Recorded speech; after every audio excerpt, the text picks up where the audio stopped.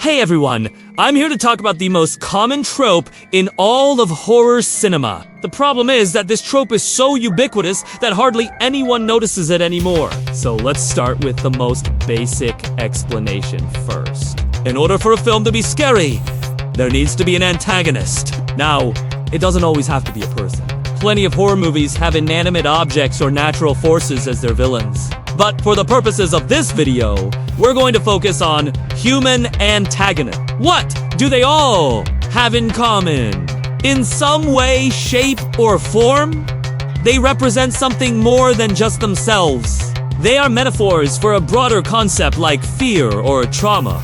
Think about it! What makes Jason Voorhees or Freddy Krueger such compelling antagonists? It's not their physical appearance or even their method of killing.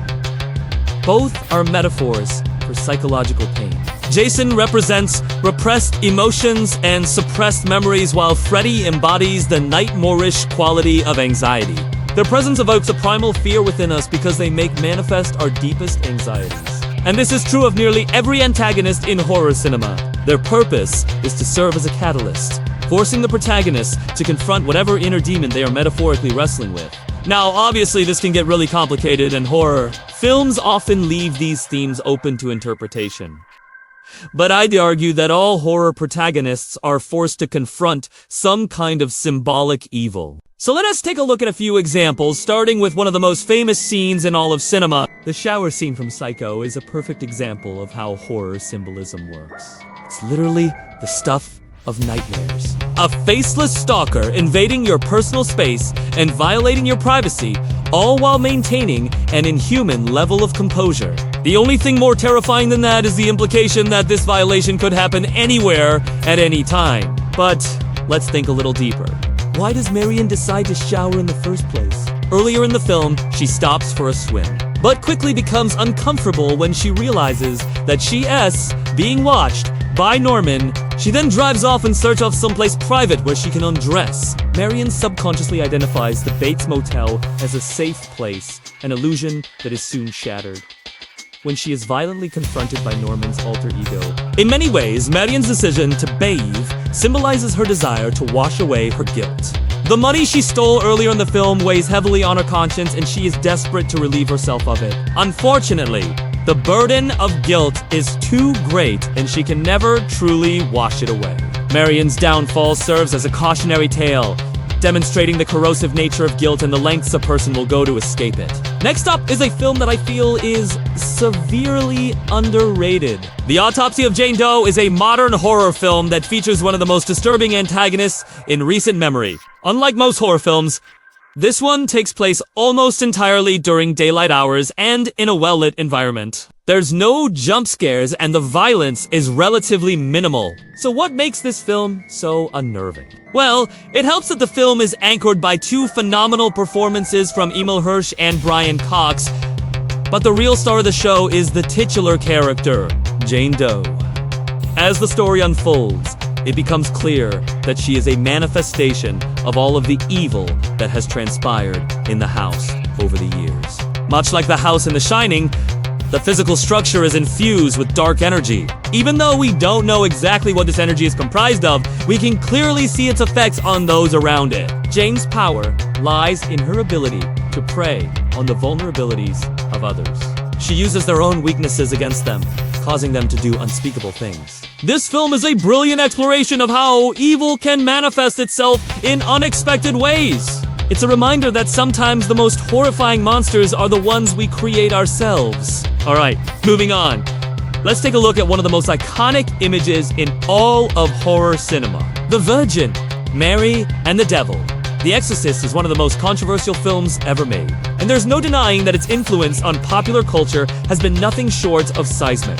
But what is it about this film that terrified audiences so much back in 1974? Well, part of it was definitely the special effects. Watching a young girl contort into impossible shapes and utter blasphemous phrases was indeed shocking. But that shock value would have worn off after a few viewings if it were you-end for the film's other themes. Let's face it, The Exorcist is ultimately a film about faith. It asks the story of a young girl who strays from the teachings of Christ and embraces the teachings of Satan.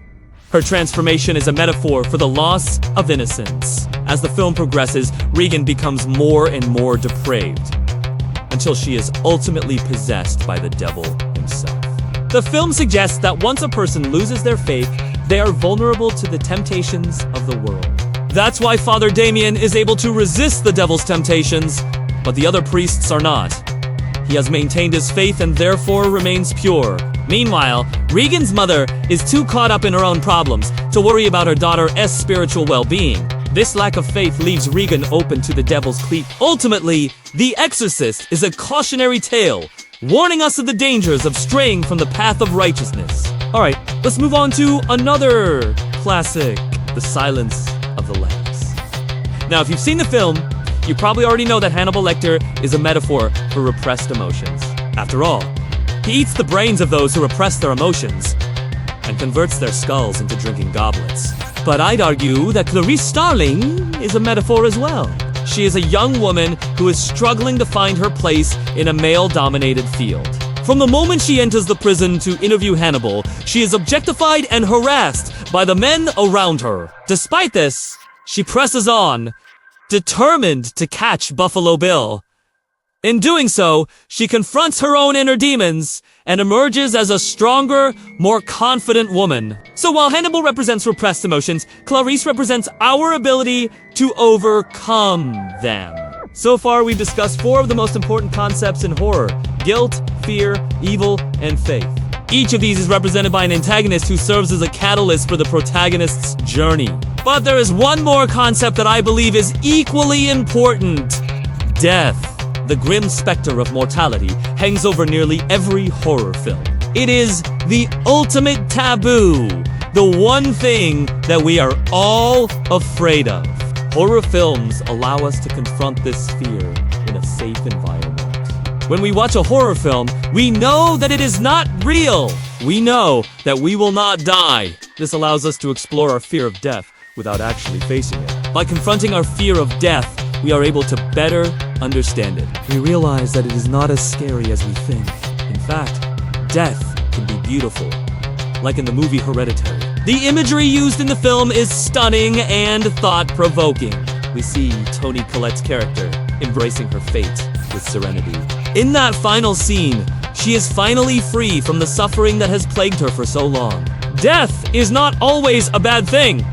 Sometimes it is necessary. Hereditary is a powerful meditation on the inevitability of death. It is a reminder that no matter how hard we try, we cannot escape it. All we can do is embrace it. Thanks for watching, everyone. I hope you enjoyed this video. If you did, please consider subscribing. Also, don't forget to check out my other content. I have a channel where I discuss everything and anything. Thanks again for watching. I'll see you all next time.